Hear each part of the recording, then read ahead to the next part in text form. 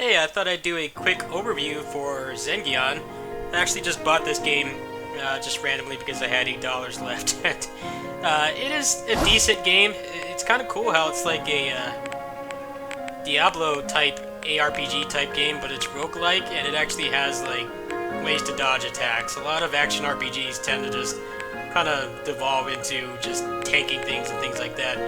The first build that I finished the game with actually very much was that, but at the beginning of the game it's very easy to get killed if you're not paying attention. There's no like invincibility frames or anything.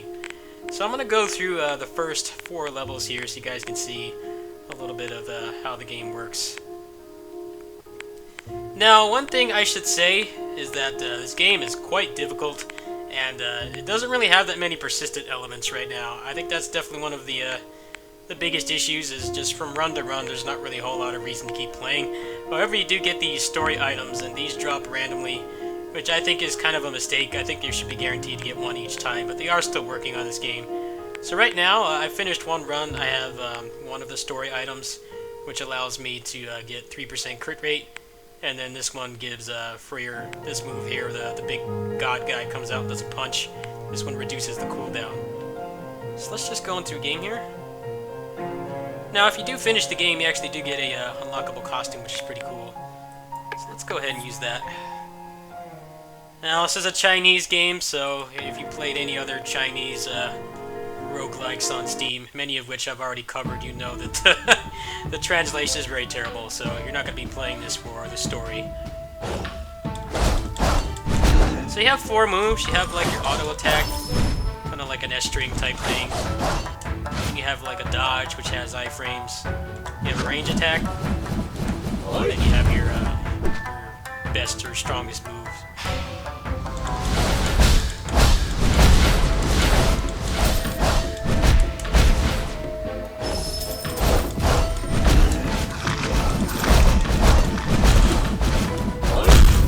You definitely want to weave in and out with the dodge attack very often, because otherwise you're going to get killed really quickly. And I've died in like the first couple minutes of this game. There's actually an achievement for it.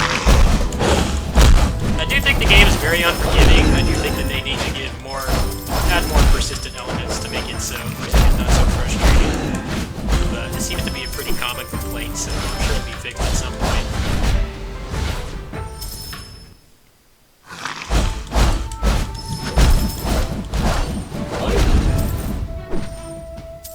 So these are like items. These will give you passive items. Sometimes they'll give you actives as well. Like, neither of these are very good on this character because he's a fire type. I'm just going to go ahead and take the movement speed. So once you get to the level teleporter, a bunch of enemies will spawn. Pretty standard roguelike here. It's not the best seed, honestly. It didn't really give me anything I can use.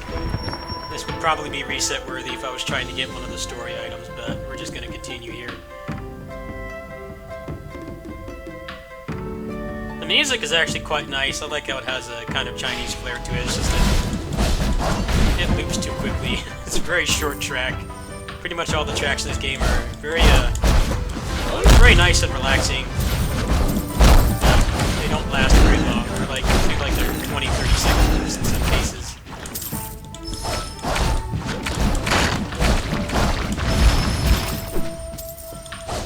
The art style is very nice too.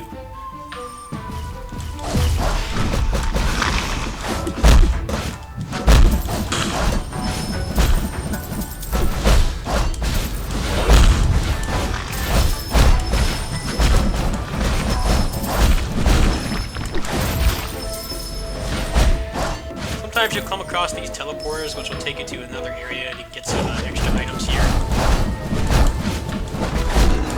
I've been doing it every time, even though it gets me killed more often than not, because it gives you a lot of passive items at the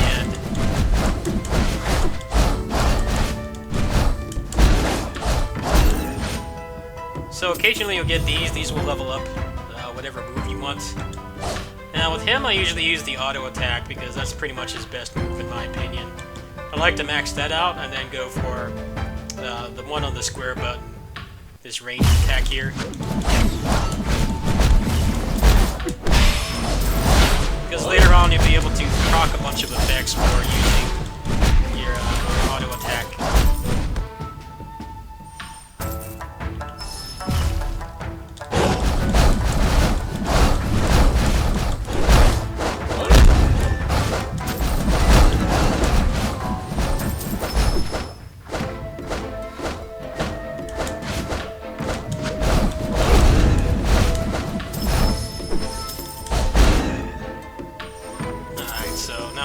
max out his auto attack.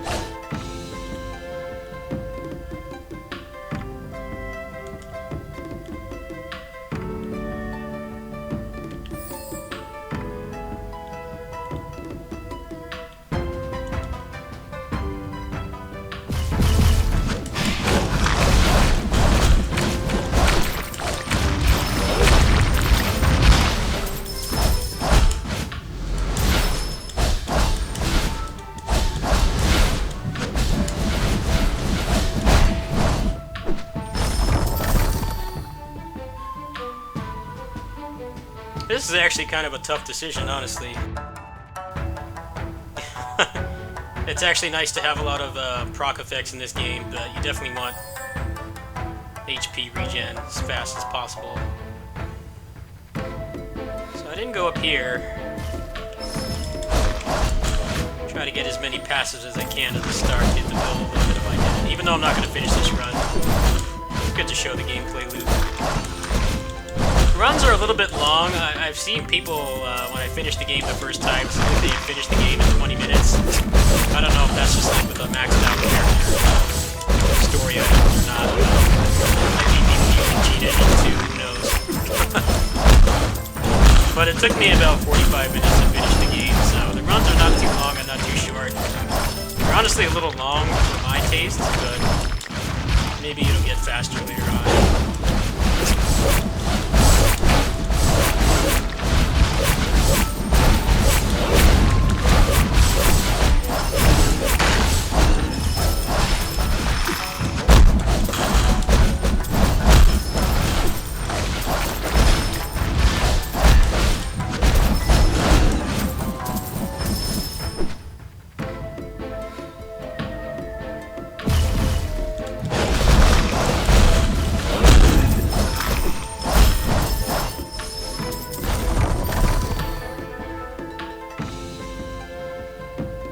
Okay, so if you ever played any Chinese games, you know the two things that you always see that feel mistranslated is you see like the word props, which almost always means item. Like this game has it too, props. I've played so many Chinese games that translate items as props. And Blood Ball. This basically means the HP items you get from killing the monsters will give you more regen back.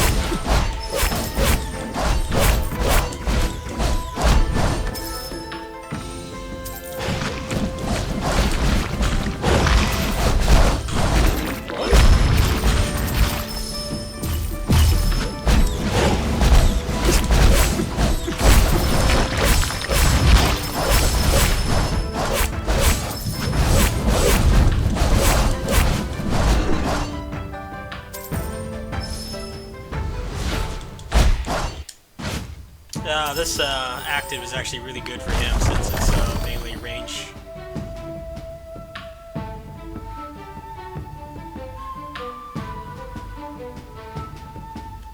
Go ahead and stack that.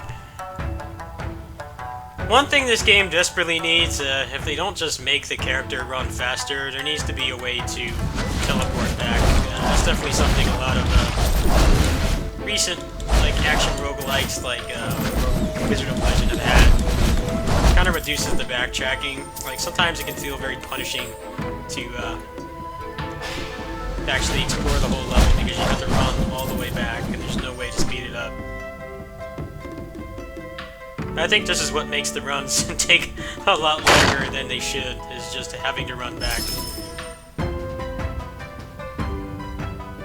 Now with this game, you know, the movement speed is heavily tied to your survivability, so if you were able to run too fast, then the monsters would basically never be able to catch you, and they would have to rebalance the whole game. But at the very least, you should be able to go back to each large room or something.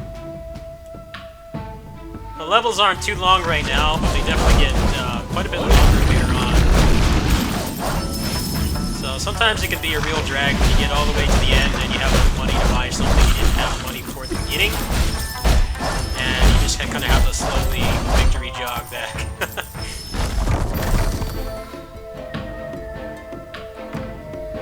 Alright, so I'm going to get some ice damage procs.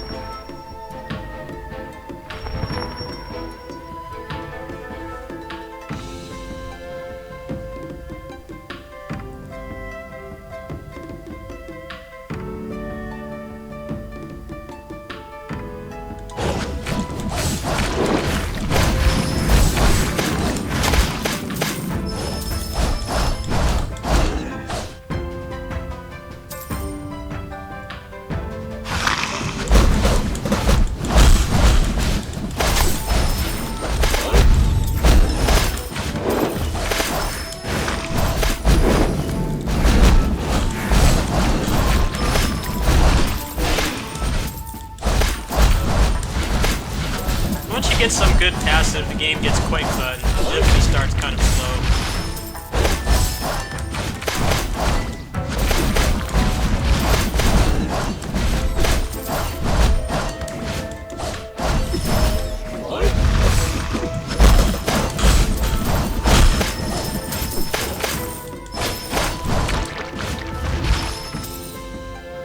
Okay, so these big chests here will actually give you a ton of experience.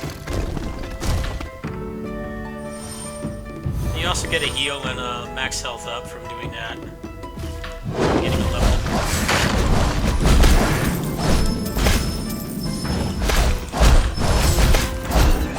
Ah, there was another passive over here.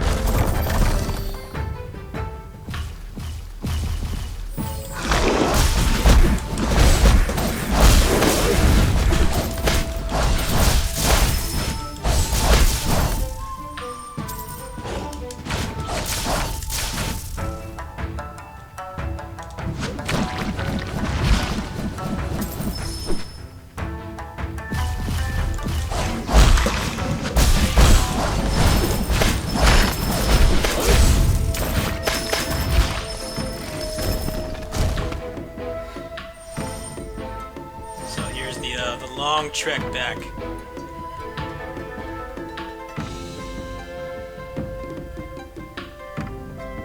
Later on, there's like teleporters, and the areas are quite a bit larger, so it definitely kind of gets annoying how slow you walk, but I'll definitely give them some feedback now that I've finished the game at least once. I also unlocked another character as well. I have not tried her yet.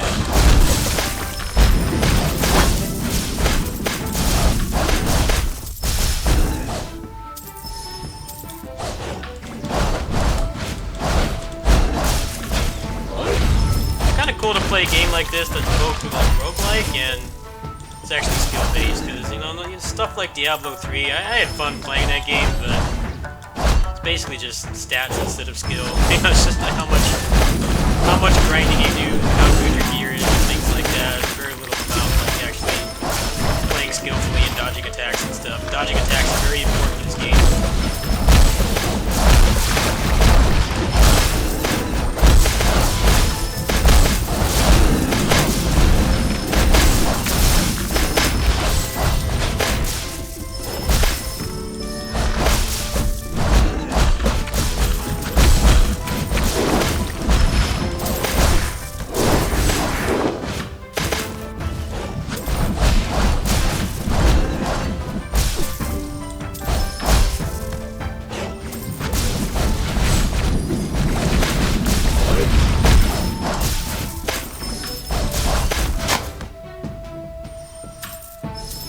Alright, so there's an experience chest back there, but I'm going to check if there's a passive over here.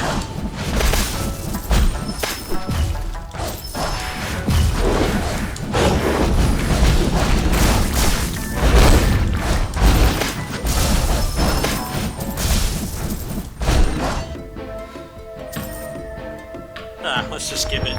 I'm not going to finish this run anyway. At least not on video.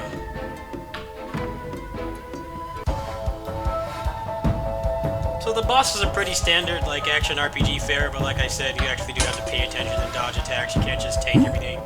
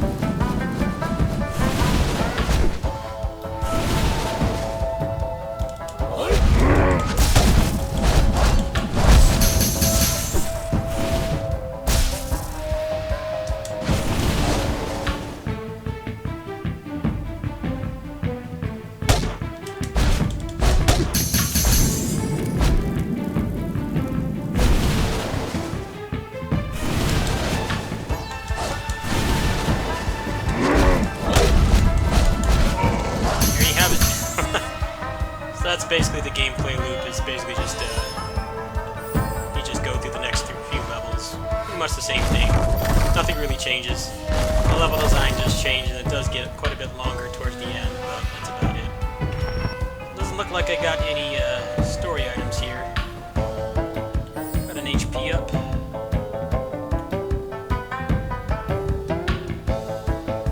Probably grab this. Anyway, that's it. The game is $8 on sale right now, I believe. I don't know if it actually went off sale. I definitely recommend getting it if you have a high threshold for frustration. It's a very frustrating game. The runs are quite long, and there's not many persistent elements. I think that's what I dislike about this game the most is, you know, if you get bad luck, you don't get any of the story items, or you just don't get far. There's nothing really to carry over to your next run, and the story items, the persistent elements are random, so there's like no guaranteed way to get them. I was kind of disappointed when I finished the game and nothing dropped at all. So if that bothers you, you might want to just buy the game and wait for them to update it, or you can wait for it to go on sale again. I believe the base price is only like $10, so it's not like it's a steep discount or anything. But if you're looking for something to play, something kind of like Diablo, but far more skill-based and also roguelike, I definitely recommend it. Anyway, catch you guys tomorrow. Peace.